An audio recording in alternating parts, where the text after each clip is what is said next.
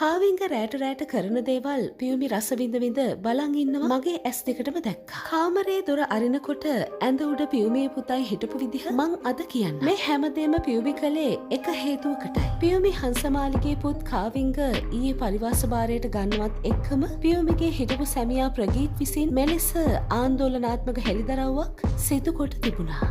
උපුටා ගැනීම. අපි අතරේ මොන ප්‍රශ්න තිබුණත් කාවින්ගව ඊයේ පරිවාසයට දැම්මා කියලා දැනගත්තම මගේ ඇඟේ මාළු නැටුවා. මොකද කාලයක් මම එයාලා එක්ක එහෙ ජීවත් වුණ කෙනෙක් නිසා. පියුමි කාවින්ගගේ ජීවිතේම විනාශ කරලා දැම්මා. ඒකට ඔක්කොම සාක්ෂි මං ගාව තියෙනවා. කොටින්ම කිව්වා උගේ ෆෝන් එකේ තියෙන ඒවා ඇත්තටම කියන්නත් ලැජ්ජයි. මේ කොල්ලගේ ජීවිතේ පියුමි විනාශ කළේ ඕන කමින්මයි. ටීවී එකේ පෙන්නන්නේ පොඩි කොටසක් වුණා කාවින්ග රැජාමේ හැම දහචරා වැඩක්ම කරනවා ඇස් දෙකට පෙනිපෙනී ඒව රස විඳින අම්මා කෙනෙක් තවත් මේ ලෝකේ ඉන්නවද කියලා මට හිතාගන්න බැහැ. සමහරක් දවස්වලට කාමරේ ඇඳ උඩ කාවින්ග කියන කුණුහරුප වලට වචනයක්වත් නොකිය ඒවට අත්පොඩිග ගහ පියුමි hina වෙනවා. අම්මා කෙනෙක් විදිහට පියුමි ලැජ්ජ වෙන්න ඕනේ. පියුමිට ඕන උනේ අඩු වයසටම කොල්ලව එක එක ජරා වැඩවලට පොළඹවලා උගේ මුළු ජීවිතේම විනාශ කරලා දාන්න. බොරුවට Facebook එකේ බදාගෙන ෆොටෝ එකක් දාලා වචනයක් දෙකක් ලිව්වට එයාට කවදාවත් හොඳ අම්මා කෙනෙක් වෙන්න බෑ. බයිසිකල් අරන් දීලා